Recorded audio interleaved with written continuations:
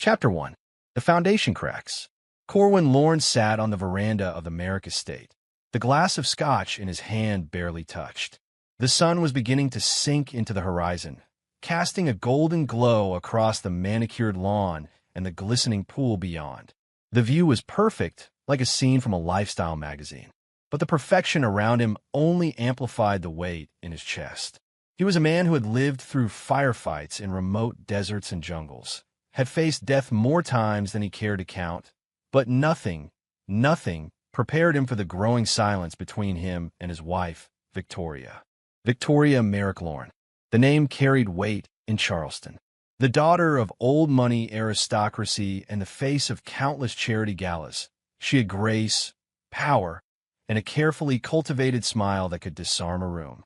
Corwin, once the outsider, the soldier with scars both seen and unseen, had been her dark, brooding trophy. The reformed warrior, the strong arm behind her sparkling social presence. Now that presence felt cold, mechanical, routine. The first crack had come 3 weeks ago. A late night. Victoria had claimed to be attending an emergency charity board meeting. She came home well past midnight. Her makeup had been touched up, and her perfume, usually reserved and elegant, was overwhelming, layered too thick, like someone trying to mask another man's scent. Corwin hadn't asked then. He'd simply watched her undress, methodically, eyes averted. She didn't notice the way he stared. Or maybe she did, and didn't care. Over the days that followed, Corwin noticed more. The way she tilted her phone screen away when she texted. How she flinched slightly when he entered the room unannounced. How Ophelia, her mother, stopped acknowledging him entirely unless she was issuing some condescending instruction. And then there were the unexplained charges on their joint accounts, private tennis lessons, new spa retreats, luxury dinners listed under obscure billing names. Corwin had built a life on pattern recognition. He'd hunted men across continents by reading details others overlooked. And now, those instincts screamed at him. His marriage was a lie unraveling in real time. Still, part of him wanted to believe it was just paranoia. Maybe he was too used to danger, too wired for war to function in domestic peace. Then came the day that silenced all doubt. He was in his home office late that evening, finishing up a report for a high-profile security client. As he closed his laptop, he heard faint footsteps echoing in the marble hallway outside. Victoria's voice, low and urgent, followed by Ophelia's clipped, icy tone. He froze. The door was slightly ajar. "So you're really going to do it at the dinner?" Ophelia asked. "Yes. It's the perfect setup. Everyone will be there. He won't expect it." One clean break in front of witnesses, Victoria said, her voice sharper than Corwin had ever heard it when she spoke of him. "You're sure the prenup won't protect him?" Ophelia's words dripped with distaste. "We can't let him walk away with anything. Not after everything we've done for him." Victoria gave a soft, almost mocking laugh. "Mother, please. He signed it thinking I'd never use it. The clause about character-based termination, he's practically begging for it. One little push, one fabricated story about aggression or threats, and he's out. With nothing." Ophelia paused. "And the charities?" "Taken care of," Victoria said confidently. "The auditors will never find the shell accounts. And even if they do, Corwin's name is nowhere on anything. He's a ghost." "You mean a scapegoat?" Ophelia replied coolly. There was a moment of silence. "Do you feel bad?" Ophelia asked suddenly. Victoria exhaled. "No, I don't. He's dull now. Always watching, always so damn calm. Like a robot. I need passion, unpredictability. Trevor gives me that." Corwin's stomach twisted. Trevor, that smug tennis coach they'd hired for weekend sessions. Young, tanned, all flash, no depth. The man Corwin had watched flirt shamelessly around the estate, who made jokes about military men being wound too tight. The betrayal settled in Corwin's chest like a brick. "He's just dead weight," Victoria continued. "And I'm tired of pretending." Ophelia hummed in agreement. "Well then, let's cut him loose. Brutally. It's the only language his kind understand." The footsteps receded, heels tapping against tile, as they walked away, their laughter trailing behind them like poison in the air. Corwin remained frozen, staring at the door, his breath shallow. For a full minute, all he could hear was the low buzzing in his ears. He finally stood, the weight of what he'd heard anchoring him. His entire life had just imploded within the span of 90 seconds. He walked to the bathroom and looked at himself in the mirror. His reflection showed the same man he'd always been: broad shoulders, close-cropped hair, storm gray eyes. But there was something else now. The soldier behind the civilian mask had stirred. Not with anger, not even sadness. Clarity. He turned off the lights and walked into the darkened hallway. In the silence, every marble tile under his feet echoed louder than before. Every painting of Victoria's ancestors seemed to sneer at him. He wasn't going to beg. He wasn't going to plead. He'd been betrayed, and betrayal had consequences. When he returned to his office, he sat down slowly and opened a secure hard drive locked in a drawer. His fingers danced over the keyboard as he accessed old programs, tracking, data mining, communications intercepts. He hadn't touched these in years. Victoria and Ophelia thought he was just a quiet man, an obedient husband, but they had forgotten who he used to be. They had forgotten what he was capable of. The Merricks had lit a fuse they didn't even see, and soon they would watch the detonation from ground zero. But not yet. No, he wasn't going to be reckless. He would be patient, methodical, precise, like always. Chapter 2.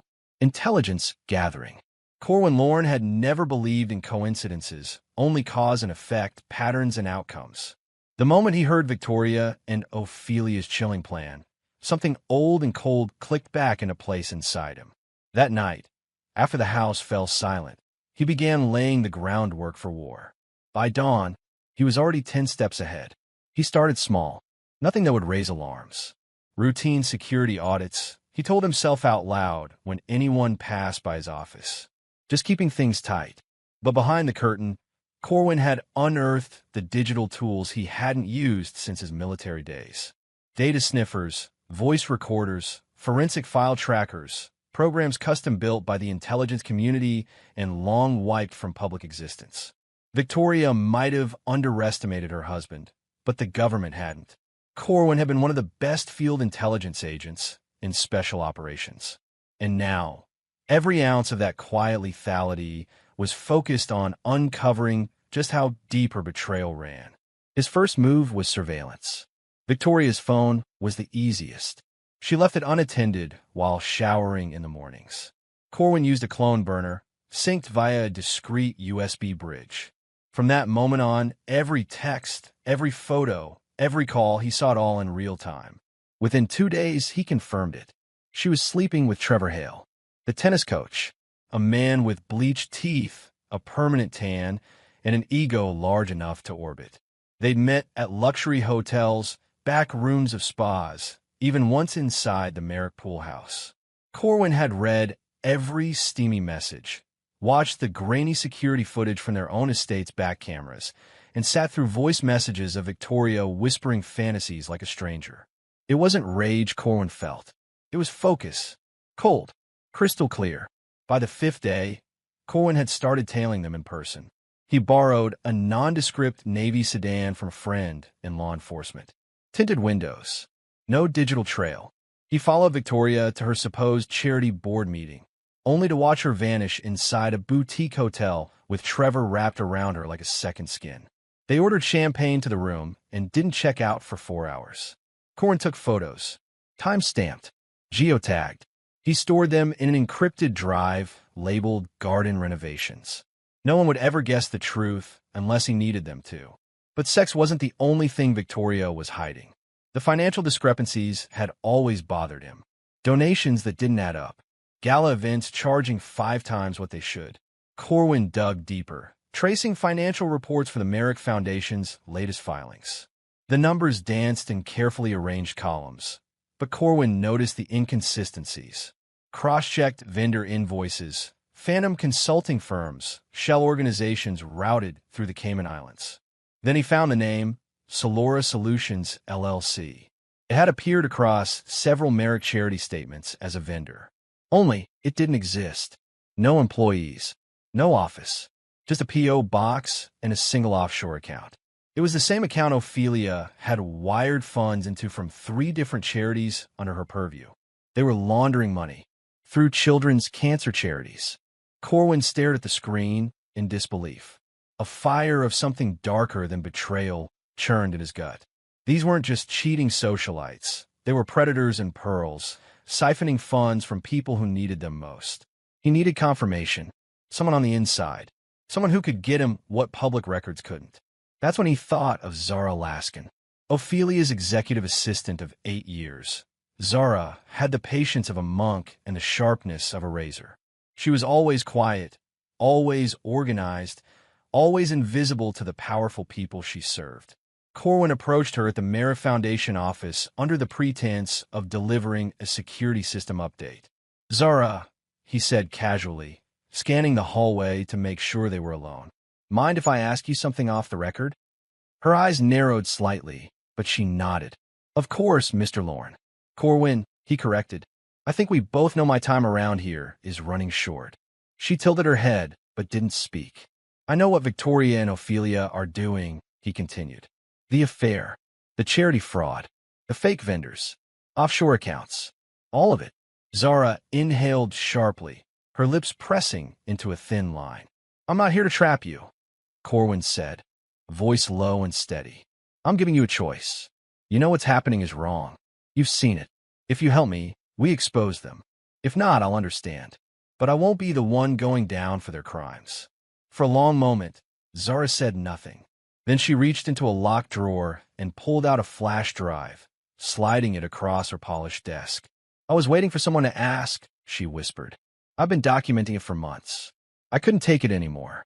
Ophelia calls it creative bookkeeping. I call it theft." Corwin nodded, pocketing the drive. "There's more," Zara added.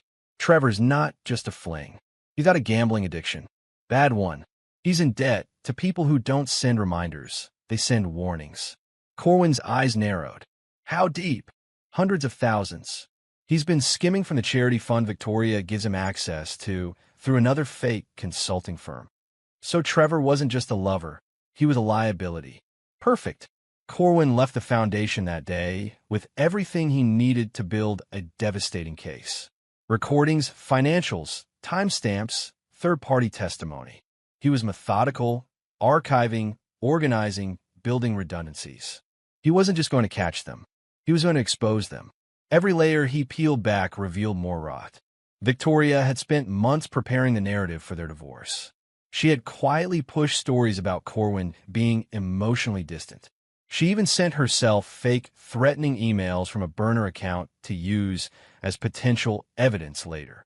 But Corwin had beaten insurgents who did better recon than she ever could. He sat at his desk that night, staring at the growing mountain of truth he'd assembled. His fingers ran over the mouse, hovering over a folder marked simply, "Operation Clean Sweep." The pieces were in place, and now it was only a matter of time before they would all fall. Chapter 3. The Trap Springs. The invitation came wrapped in gold-trimmed cardstock, as if Corwin hadn't been living in the same house. Family appreciation dinner, Friday at 7 p.m., formal attire required. A handwritten note in Victoria's immaculate script read, "Let's have one last proper night together." The smugness bled through every curve of her cursive. Corwin stared at the invitation, seated at the grand oak desk in his home office, the same one Ophelia had gifted him after his wedding with a backhanded compliment, "To help you feel like you belong in a real family." They thought they had him cornered, that they could parade him in front of friends, family, and socialites, then destroy him with one sweeping humiliation, divorce papers in hand, accusations ready, and their circle poised to applaud as he was dragged from the estate like yesterday's help. But Corwin wasn't a man you cornered. He didn't react with rage. He responded with calculation. The first part of his plan was already in motion. Days earlier, he'd begun seeding subtle leaks into the Merrick ecosystem, just enough to spark whispers. A local columnist received an anonymous tip about irregularities in the Merrick Foundation's financials. A community watchdog group was emailed a few carefully selected screenshots of transfers from charity accounts to the shadowy Solora Solutions, LLC. He didn't send the full dossier, just a taste. Enough to raise brows. Enough to put the Merricks on the radar of people who asked loud, public questions. Corwin's second step: safeguard his evidence. He uploaded everything, every text, every photo, every bank statement, and every recorded conversation to a secure cloud drive. That drive was then tied to a dead man's switch. If he didn't log in every 48 hours, the contents would auto-send to a curated list of journalists, government agencies, and law firms. He even crafted a neat, digestible press packet titled The Merrick Web: Charity, Lies, and Corruption. Then he mailed flash drives, physical backups, to two close friends from his military days, with instructions to release everything in case he goes dark. By Wednesday, Corwin called a trusted ally, Soren Kendrick, a former JAG officer turned corporate lawyer. "Soren," Corwin said over the secure line, "you remember that situation I mentioned in Charleston? The one with the corrupt wife and power-hungry mother-in-law?" Soren's voice cracked with dry amusement. "How could I forget? It's go time." A brief pause. Then, understood. "You want me present or on standby?" "Standby for now, but prepare restraining orders, defamation countersuits, and press releases. I want everything ready to drop by 8 p.m. Friday night. Consider it done." Thursday evening, Corwin paid an unannounced visit to a quiet, wood-paneled office downtown. The brass plaque read, "Zara Laskin, Consulting and Confidential Services." Zara answered the door herself, her dark hair pinned up, her glasses perched low on her nose. She glanced down the hall before ushering him inside. "I take it this isn't a social visit," she said, locking the door behind him. "They're planning something big," Corwin said. "They want to humiliate me. Publicly. In me." Zara didn't flinch. "They've been rehearsing a statement. Ophelia drafted it. Victoria's been practicing her delivery. There's going to be a scene. Let them make it," Corwin said calmly, passing her a folder. "When they do, I want every camera in that room rolling." She opened the folder and scanned the page inside. A list of invited guests who were known for leaking to press, plus a few local bloggers. Corwin added, "Have a few friends of yours stumble in. People with phones. Make sure they're watching." Zara arched a brow. "Are we going scorched earth?" He met her gaze. "No, we're going tactical nuke." Friday arrived. Corwin dressed with precision, charcoal gray suit, navy tie, black leather belt with a matte silver buckle. He looked every bit the composed, sophisticated husband society expected. But beneath the calm exterior was a man with every countermeasure ready to deploy. The small device tucked inside his jacket pocket, a modified listening bug, was set to record audio the moment it detected hostile keywords. Divorce, aggression, violent, threatening. He entered the dining hall precisely at 6:58 p.m. The room glittered with crystal chandeliers and soft classical music. Faces turned, some with polite smiles, others with open disdain. Victoria stood by the head of the long, polished table, radiant in an emerald dress that shimmered when she moved. Her smile was practiced and polished. Her eyes? Empty. "Darling," she said, brushing a kiss over his cheek. "You made it. I wouldn't miss it," Corwin replied coolly.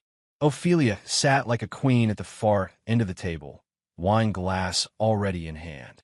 Her diamond earrings caught the light as she glanced at Corwin with thinly veiled contempt. "We've been waiting for you, Corwin," she said. "Do sit." He did, quiet, observing. Conversation buzzed for a few minutes with toast to family legacy, to future successes, to elevating our standards. Corwin said little. He counted the allies in the room.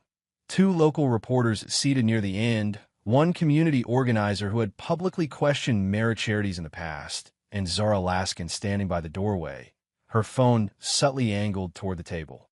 At precisely 7:24 p.m., Ophelia clinked her glass.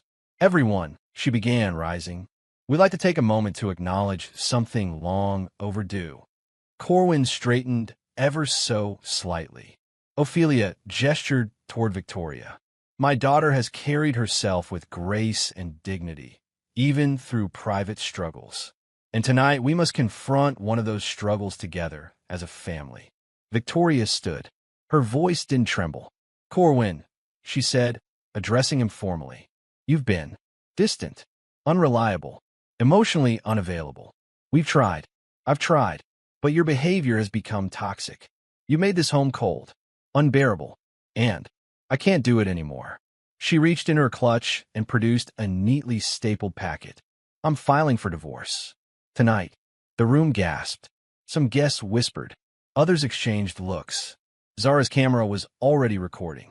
You're not welcome in this home anymore, Ophelia added sharply. We're cutting all dead weight. Pack your life, Corwin. You have an hour. Victoria set the papers down on his dinner plate like a declaration of war. For a moment, silence held, and Corwin looked around, meeting each pair of eyes calmly. Then he smiled, just slightly, because they didn't know. They had just triggered the first landmine. Chapter 4. The public ambush backfires gloriously. Corwin sat perfectly still as Victoria slid the divorce papers across his dinner plate, her manicured hand trembling with rehearsed indignation. Around the Grand Merrick dining table, all noise had died.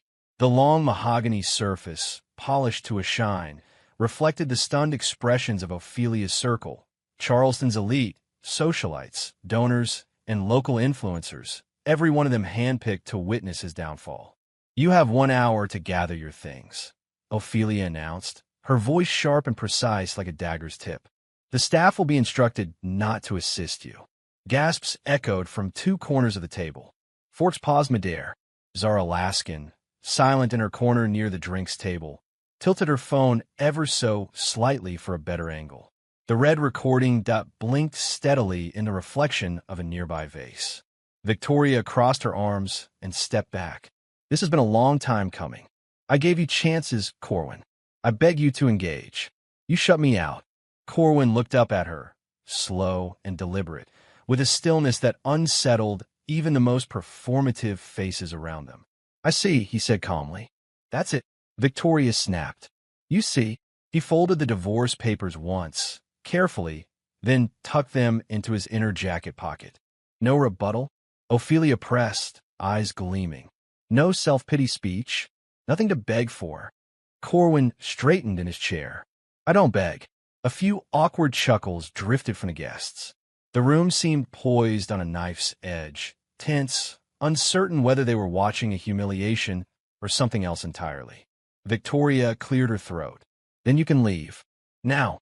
No, Corwin said. No, Ophelia repeated, incredulous.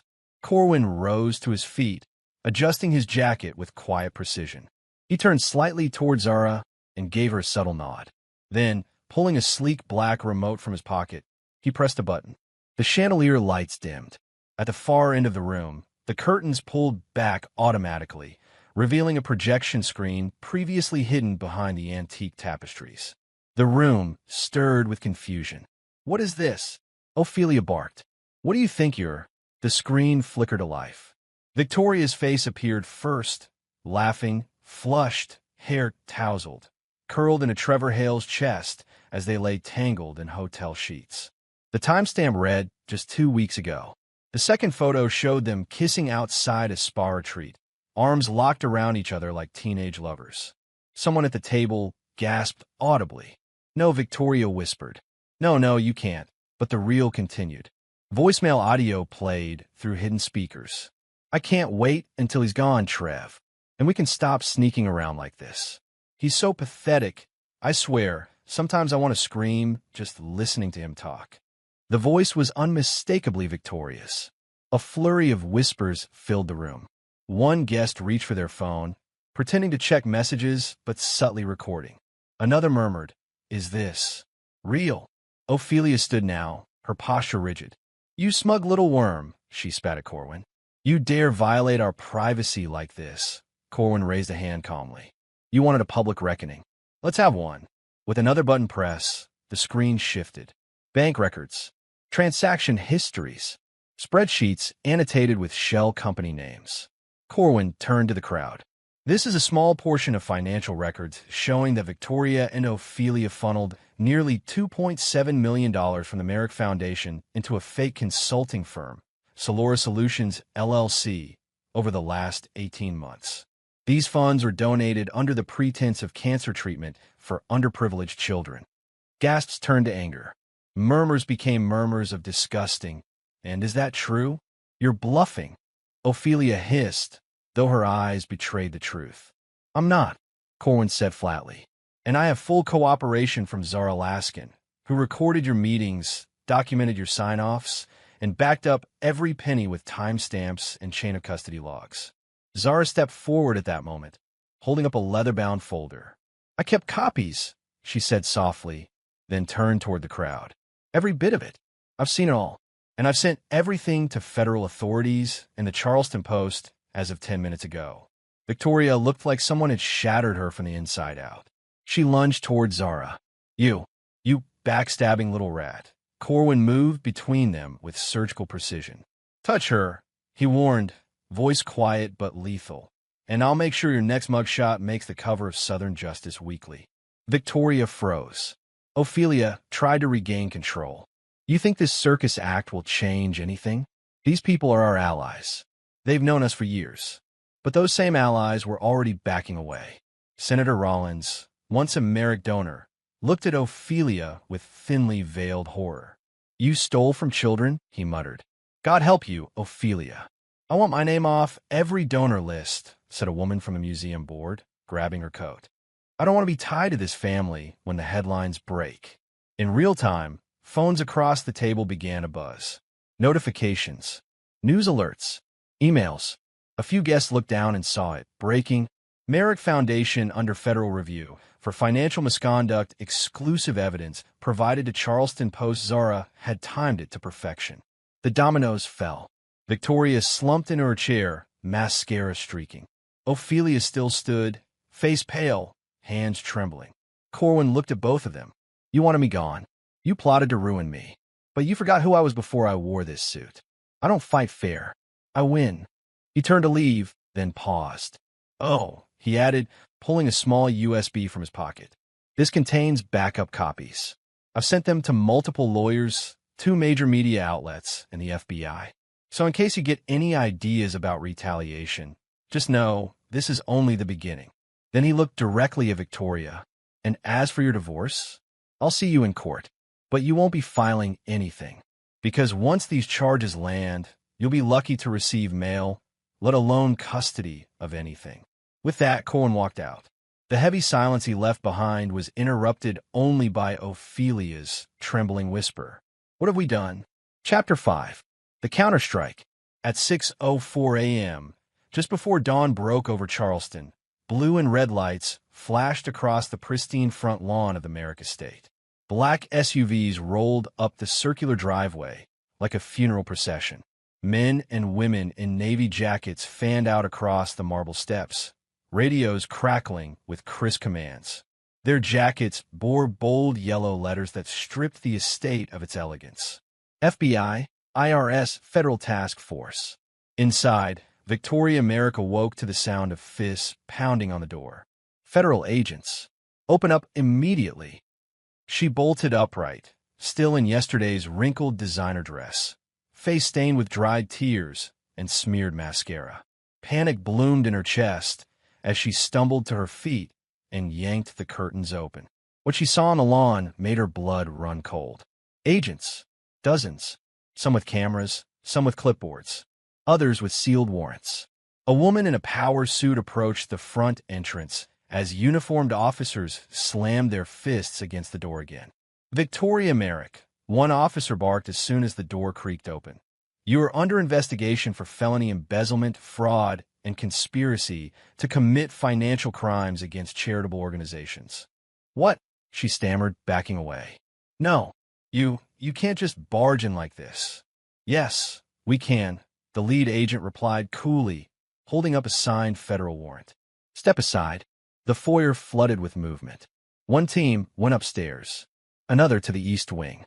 Victoria tried to intercept them, but the agents ignored her protests and moved with clinical efficiency, collecting documents, electronics, hard drives, even framed awards that had suspiciously doubled as safe covers. Upstairs, a loud knock resounded. Trevor Hale, still half asleep and shirtless, opened the door to the guest suite. A confused smile spread across his face, until a pair of handcuffs snapped around his wrists.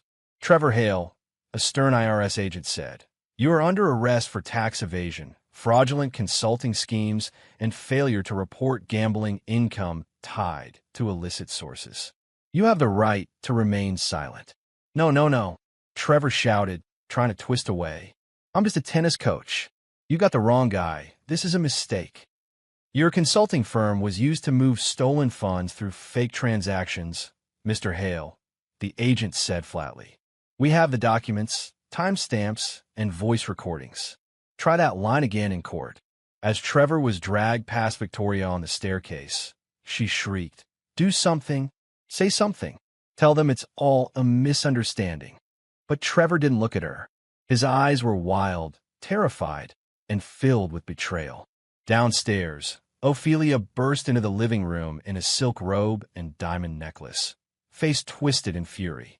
"This is my home," she snapped at the agents rifling through her private study. "You have no right to touch anything without my attorney present." The lead agent calmly handed her another document.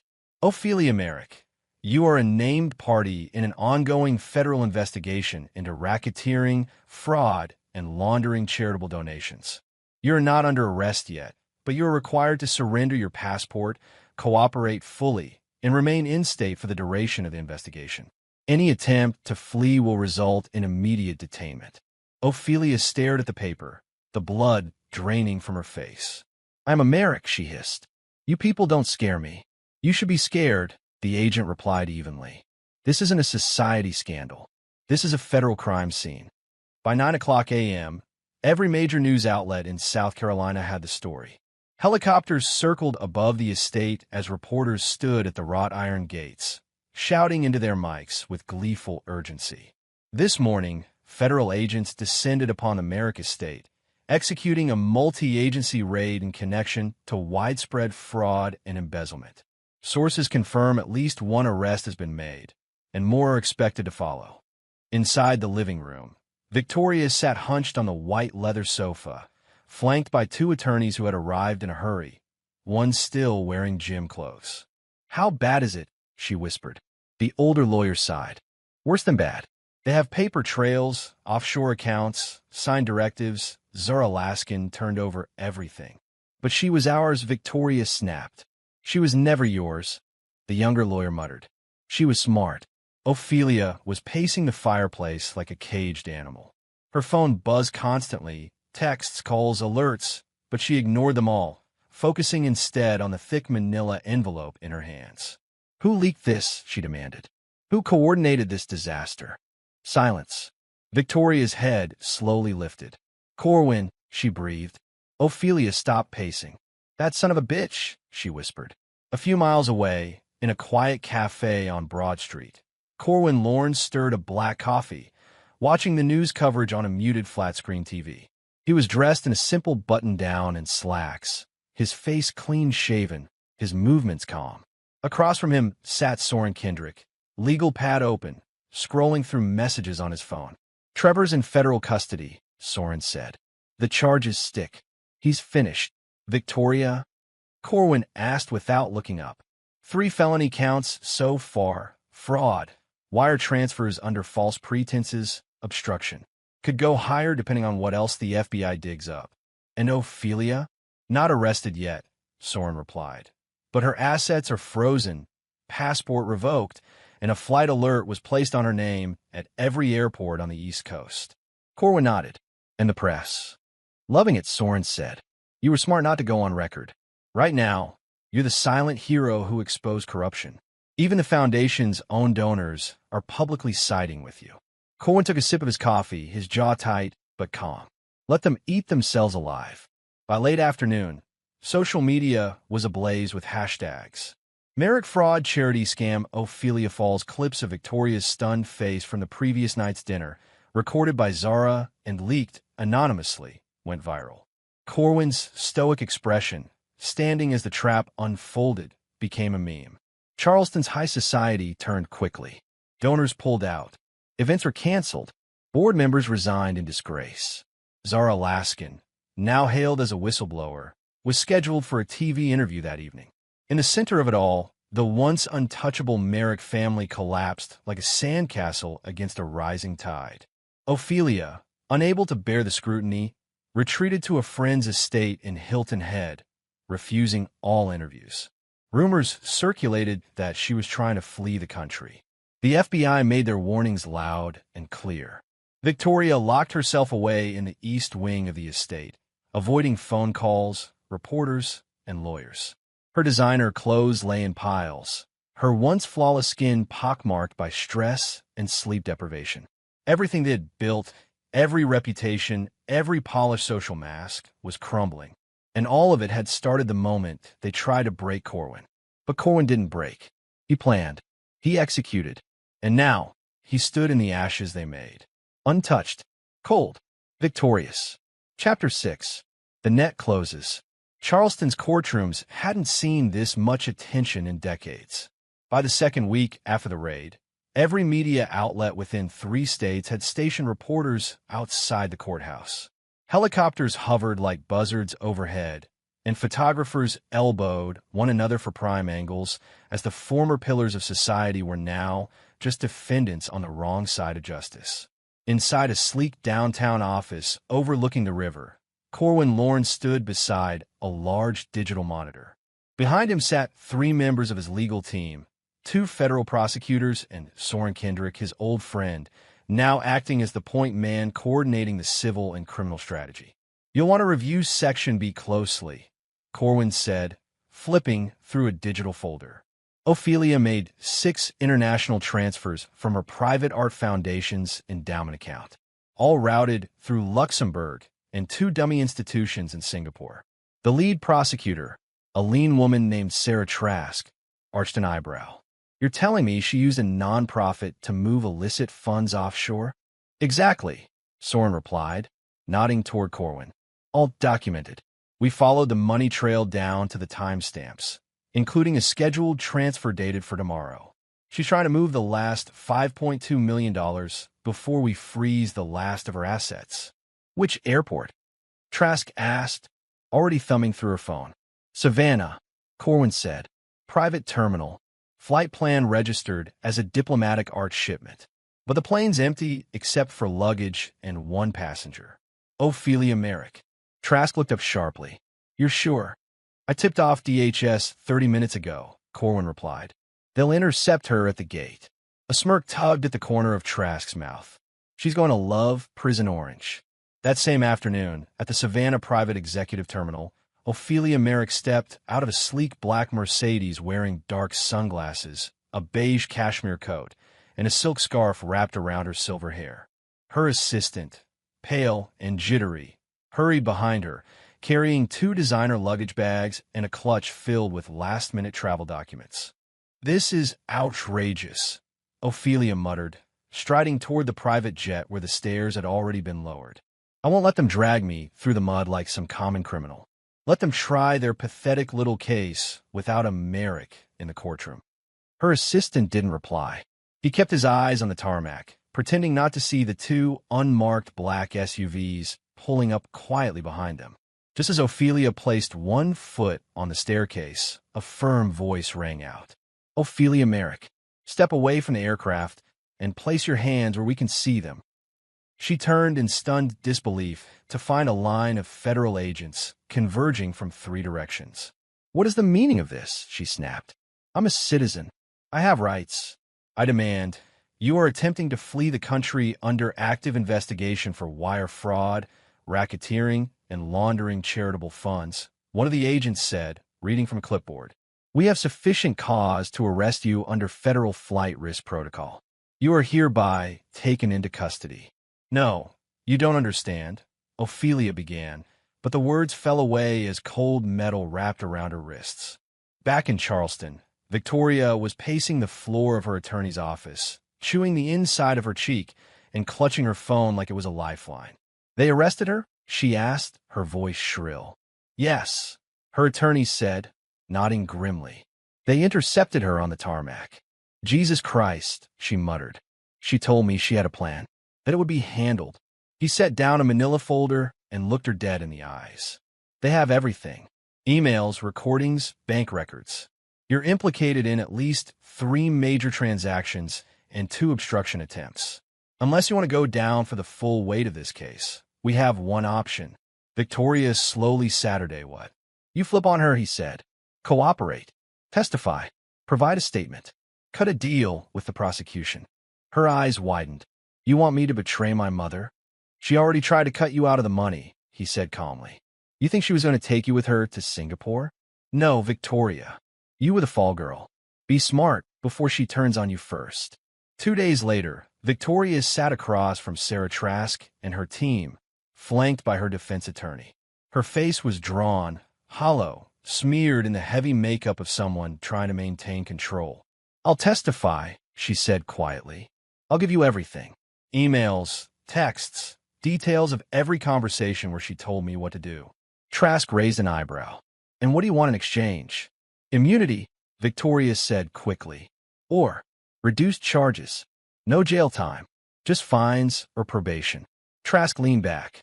That's not how this works, she replied. You don't get to embezzle millions, aid in laundering charitable funds, and then walk free because mommy got handcuffed first. Victoria swallowed hard. Then what? You testify truthfully, Trask said, and we might recommend leniency to the judge at sentencing. That's the best you'll get. Victoria blinked. Her lower lip trembled. Fine, she whispered. On the morning of the pre-trial hearing, Zara Laskin entered the courtroom wearing a navy blazer and a calm, collected expression. She took the stand without hesitation, placed her hand on the Bible, and swore to tell the truth. Corwin watched from the gallery, arms crossed, his presence unnoticed by most, just another face in the sea of silent observers. But when Zara met his eyes for the briefest second, there was a quiet nod between them. An understanding. Please state your name, the prosecutor began. Zara Laskin, she replied. And your former occupation? I served as executive assistant to Ophelia Merrick for nearly 8 years, she said, her voice unwavering. I had access to financial records, board meeting notes, private emails, and all internal communications. And what did you witness during your tenure? Zara drew a breath. Systematic fraud. Ophelia Merrick orchestrated the redirection of funds from multiple nonprofit entities to personal offshore accounts. Victoria Merrick aided and concealed these activities. She opened a folder. These are copies of signed internal documents. Some include both Ophelia and Victoria's handwriting and approvals. She flipped the page. This is a bank statement showing $300,000 transferred from the Merrick Pediatric Cancer Relief Fund into a dummy account listed under consulting fees, a fake vendor Ophelia created. Gasps rippled through the gallery. Victoria slumped in her seat beside her attorney, her eyes fixed on her lap. The judge didn't interrupt. No one did. Zara continued for over 2 hours, laying out a detailed timeline of how the Merricks had funneled charitable donations for personal use, lavish vacations, real estate, even a yacht. When she finally stepped down, the room was silent. The prosecution rested their case for the day. Outside, reporters crowded the steps like vultures. Headlines were already rolling in. Star witness testifies against Merricks. Fraud case strengthens from power to prison. The Merrick legacy implodes. And inside that courthouse, with the net finally closed and justice within reach, Corwin Lorne remained stone-faced and silent. Exactly as planned. Chapter 7. The Empire Falls. Charleston's federal courthouse brimmed with tension on sentencing day. The marble walls, usually symbols of Southern tradition and grandeur, now serve as a backdrop for one of the most high-profile collapses in modern South Carolina history. The Merrick name, once etched into hospital wings, gala invitations, and scholarship plaques, was now etched into court records and federal indictments. Outside, media vans created a perimeter. Journalists elbowed for space, each holding a mic, hungry for a glimpse of the once untouchable Ophelia Merrick being led in like a common criminal. Inside, the atmosphere was colder than the air conditioning could explain. Corwin sat in the second row, flanked by his legal team. He wore a navy suit, unadorned and immaculate. His posture was rigid, his face unreadable. Ahead, Ophelia Merrick stood before the judge in a muted gray pantsuit. The confident steel in her eyes, the look of a socialite who could sway donors and demolish rivals with a smirk, was gone. "Ms. Merrick," the judge began, voice steady and heavy with finality. "This court finds you guilty of orchestrating a multi-million-dollar fraud scheme, including the laundering of funds intended for charitable causes, racketeering, and obstruction of justice." Ophelia didn't blink. She clutched the sides of the podium, but otherwise stood firm. "You weaponized your family name and societal status to commit sustained criminal acts, betraying the trust of this community. You have shown minimal remorse, and your actions have caused irreparable harm, not only to victims, but to the faith the public places in philanthropy." A pause hung in the air like thunder waiting to strike. "You are hereby sentenced to 25 years in federal prison, without the possibility of parole for the first 18. Effective immediately." Gasps fluttered through the courtroom. Ophelia's eyes widened just slightly. Her mouth parted, whether to protest or gasp. No one could tell, but no sound came out. The bailiff stepped forward. She was handcuffed before she could speak. As she was led away, Ophelia turned her head toward the gallery. Her gaze swept across the crowd, desperate to find a single friendly face. She landed on Corwin. He didn't flinch, didn't look away. He watched her, silent and still, until she was gone. Victoria's sentencing was held an hour later. She wore a cream blouse and a blazer a size too large, as if trying to shrink into it. Her lawyer stood beside her, visibly tense. The prosecutor addressed the court. "Victoria Merrick did provide critical testimony against her co-conspirators," she said. "Her cooperation saved investigators time and resources. However, she also directly participated in and benefited from fraudulent financial activity and was complicit in efforts to conceal evidence." The judge nodded gravely. "Victoria Merrick," he said, "you are sentenced to 5 years in federal prison, with eligibility for parole after 3, contingent upon continued cooperation and rehabilitation." Victoria's knees buckled slightly, but she held on to the podium. "Thank you," she whispered, but her voice was hoarse and broken. "Thank you for your mercy." The judge did not respond. As she was escorted away, she dared one final glance over her shoulder. Corwin had already stood and turned his back. Outside, news anchors spoke with frenzied energy, the chaos of media echoing down the courthouse steps. Today marks the final collapse of the Merrick legacy. What was once considered Charleston's most influential family has been dismantled by legal convictions, public outrage, and a mountain of damning evidence, much of it provided by Corwin Lorne, the whistleblower and former husband of Victoria Merrick. The cameras soon turned to Corwin as he descended the steps with Soren Kendrick by his side. "Mr. Lorne," a reporter called out, "how does it feel watching justice be served after all you endured?" Corwin paused at the curb. His gaze swept the sea of microphones and expectant faces. "Justice isn't about vengeance," he said. "It's about truth. What they did was wrong. I didn't come here to destroy a name. I came to stop a crime and protect the people they hurt." "Do you feel vindicated?" another asked. Corwin didn't smile. He didn't blink. "I feel free," he said, "and that's more than they'll ever be again." Then he turned and walked away. In the weeks that followed, the aftermath rippled across Charleston's high society like a wildfire no one could contain. The Merrick name was stripped from buildings. Donations dried up. The family's once pristine foundation shuttered. Its board disbanded in disgrace.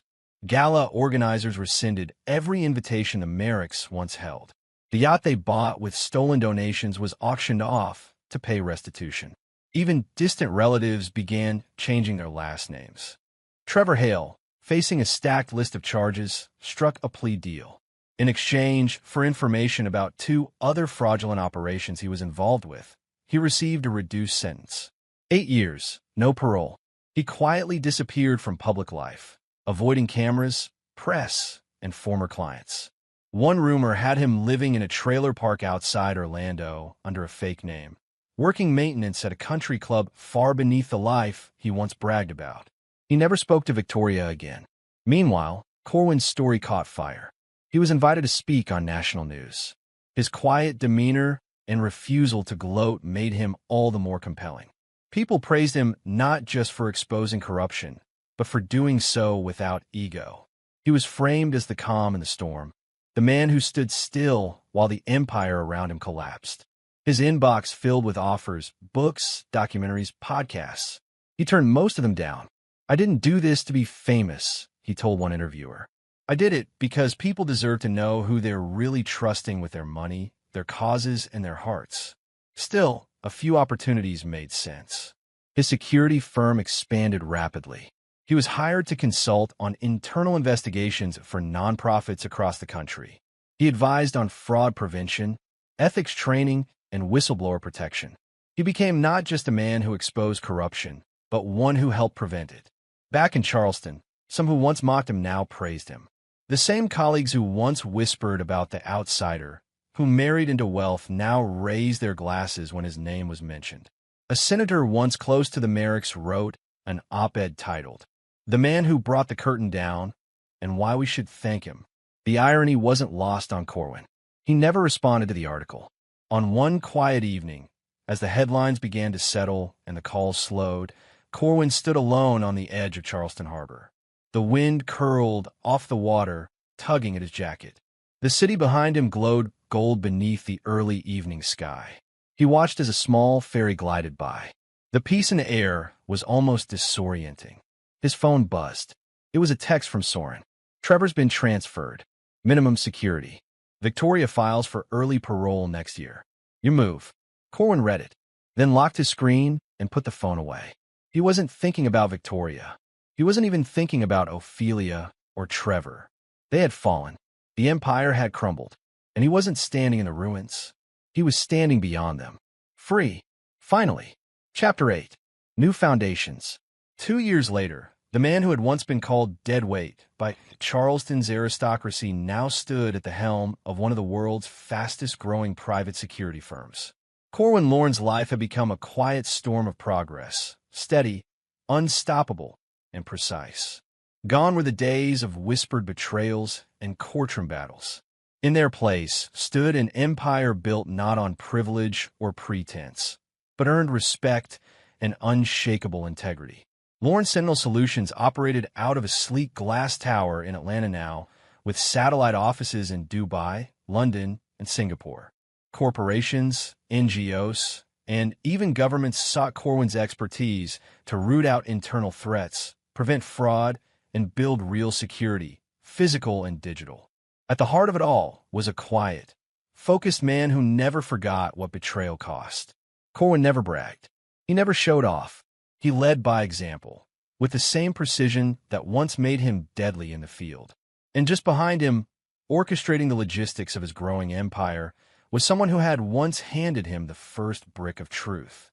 "Don't make me say it twice, Corwin," Zara Laskin said as she walked briskly into his office, tablet in hand. "The Jakarta branch wants a decision on the Patel contract before 3 p.m., and your calendar says you're meeting Kaya at 6. Corwin looked up from his desk, the corner of his mouth lifting in a rare smirk. "You've officially become scarier than the IRS," he said. Zara rolled her eyes. "Scaring people is my job now. Remember?" She had changed, too. The quiet assistant who once recorded a scandal now wore tailored suits and directed global operations with a ruthless efficiency. Corwin trusted her completely.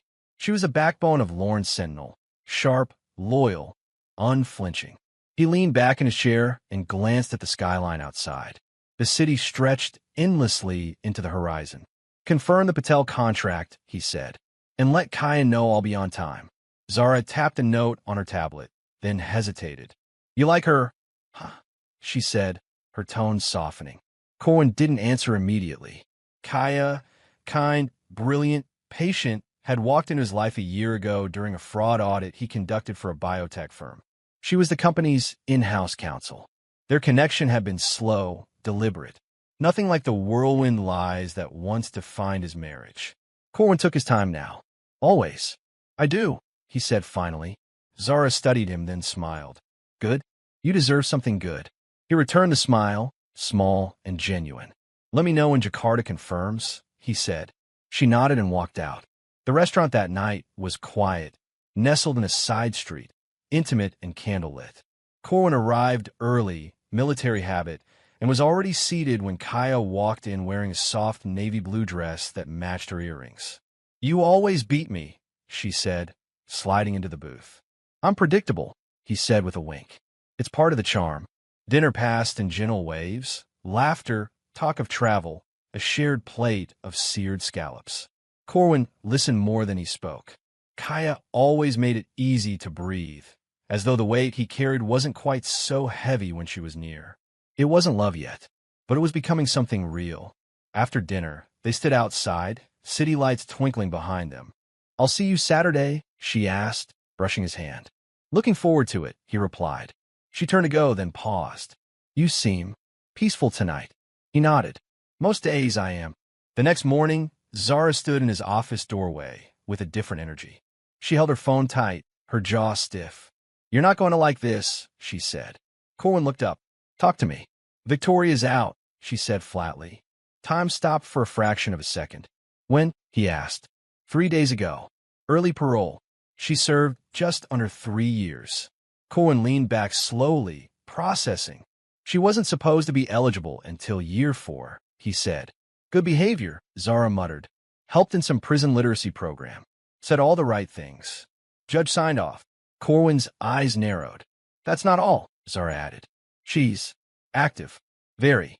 She tossed a tablet on his desk. The screen showed a public Instagram profile, Victorious. Recently created, branded with soft pastels and inspirational quotes. Thousands of followers already. And, right at the top, a video of Victoria sitting in a sun-drenched room, speaking directly into the camera. "I've made mistakes," she said, tears in her eyes.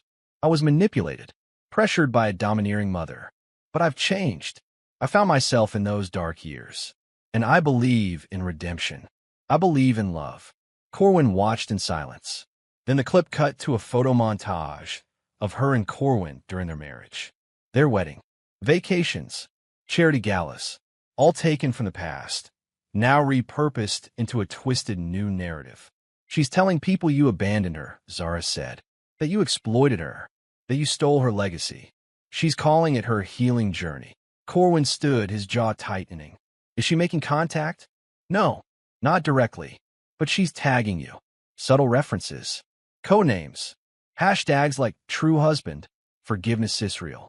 In one particularly disturbing post last night, Zara pulled up a screenshot. It was a black and white photo of their wedding kiss. Caption: "Still the only man I ever truly loved. I'll wait until he remembers." Corwin stared at it.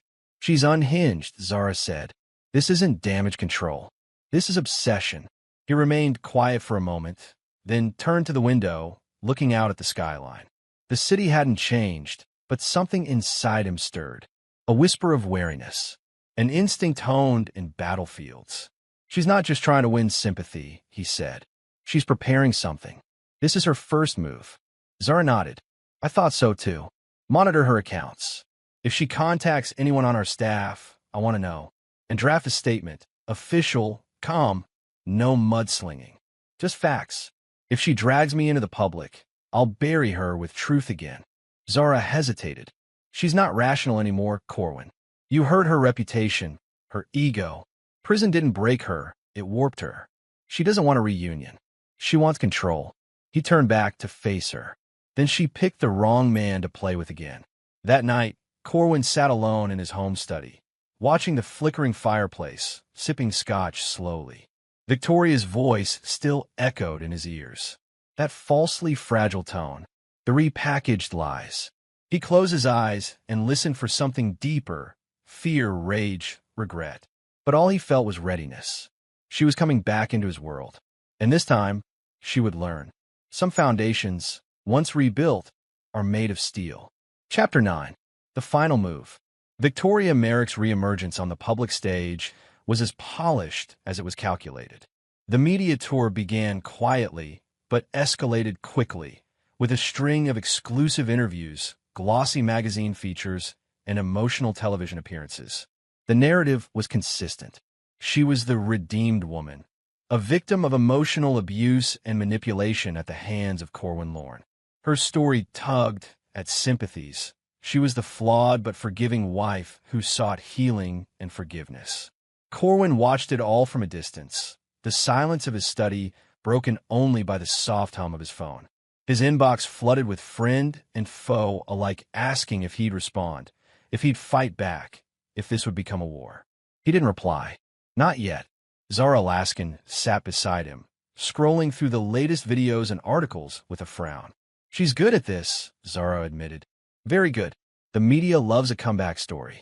They eat up the victim angle. Corwin nodded. She's telling half-truths coated in poison. Exactly, Zara said. But people love a story where the villain becomes the victim. We need to act fast. Corwin stood and walked to the floor-to-ceiling window overlooking the city. The skyline glittered with indifferent lights, oblivious to the storm brewing in the hearts of the two former spouses. Prepare the team, he said softly. It's time to end this, once and for all. The next morning, Corwin convened a private briefing with his closest allies. Soren Kendrick, his legal counsel Sarah Trask, and Zara Laskin. I want to make it clear, Corwin began. This is not a public brawl. This is a surgical strike. Precision, no collateral damage. Soren nodded. Agreed. We have enough to dismantle her narrative piece by piece. Sarah spread out folders thick with documents. Psychiatric evaluations, confidential therapy notes leaked during discovery, recordings from private conversations, evidence of her manipulating press contacts. Zara added, I've also tracked inconsistencies in her story, multiple contradicting versions of abuse allegations, and several interviews where she changes key details. Good, Corwin said. We'll start with a press release. A factual statement that acknowledges her claims, but counters with undeniable proof of her ongoing deception. Sarah spoke next. We'll time it carefully. After her next big interview. The public won't be ready for it, but it will change the narrative instantly. Soren smiled grimly. She won't know what hit her. Victoria, meanwhile, was preparing for her next big media moment. A live, primetime interview with one of the country's most influential news anchors. Her makeup artist was fussing over a tiny flaw on her cheek, but Victoria's mind was elsewhere. The camera would roll in 20 minutes, and she had a prepared script. She rehearsed the lines under her breath, smoothing the edges with practiced ease. I was broken, she'd say, but through therapy, love, and faith, I found my way back. Corwin's shadow loomed large, but I am no longer afraid. I want the world to see the real me, the woman beyond the accusations. Her publicist nodded approvingly. You're a star. What Victoria didn't know was that Corwin's team had leaked a detailed dossier to the anchor moments before the show began, a dossier filled with carefully sourced evidence dismantling every pillar of her story. The interview began as expected.